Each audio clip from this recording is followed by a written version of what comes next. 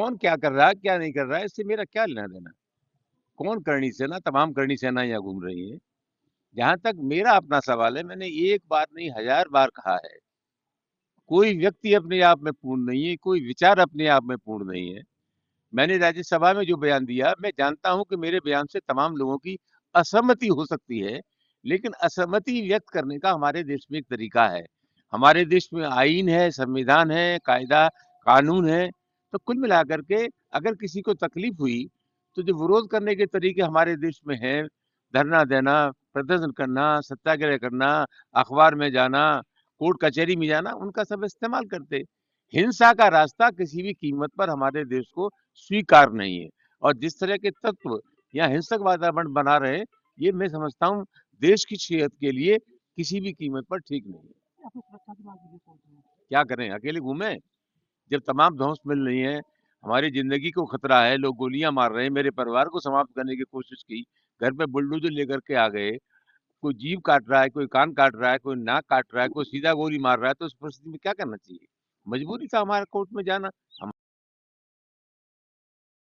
मुझे पूरा भरोसा है कि प्रशासन रामविलास सुमन जी के सम्मान और रामविलास सुमन जी के ऊपर किसी तरह का अपमान का व्यवहार नहीं कर पाएंगे। और अगर अभी भी सरकार ने खुली छूट दे रखी है तो सरकार इसके लिए जिम्मेदार है। आगरा में आज करोड़ी सेना, ये कोई सेना नहीं है, ये भारतीय जनता पार्टी की सेना है। आज राणा सांगा जी की जन्म जयंती कार्यक्रम यहाँ एहमदपुर में मनाया जा रहा है। हमारे साथ बात करने के लिए करनी सेना के राष्ट्रीय अध्यक्ष राज शेखावत जी हैं, इनसे बात कर लेते हैं। सर, आज जयंती है राणा सांगा साहब, जयंती है महाराणा सांगा जी की। जिन महाराणा सांगा जी पर अभद्र टिप्पणी एक जनप्रतिनिधि द्वारा की गई थी, उस जनप्रतिनिधि से हमारी लड़ाई है, न कि और किसी से।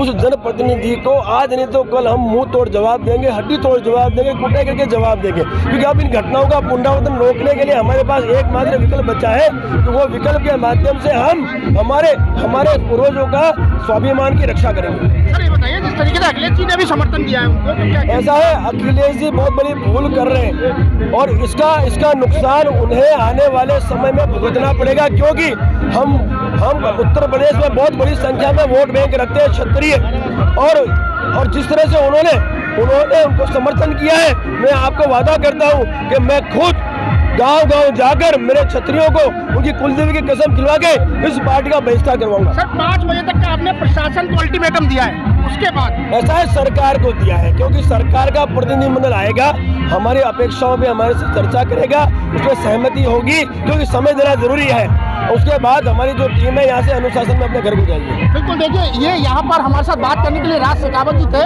इनका साफ तौर से कहना था कि मैं अखिलेश यादव का विरोध घर घर जाके करूंगा। वहीं इस जयंती के माध्यम से उन्होंने ये भी संदेश दिया रक्त स्वाभिमान सम्मेलन के माध्यम से कि वह जो है शाम 5 बजे तक, जब तक सरकार का प्रतिनिधिमंडल यहाँ बात करने नहीं आएगा, तब तक ये प्रदर्शन और ये जो सख्त स्वाभिमान सम्मेलन है वो ऐसे ही जारी रहेगा। शिव कुमार, न्यूज़ 18, आगरा।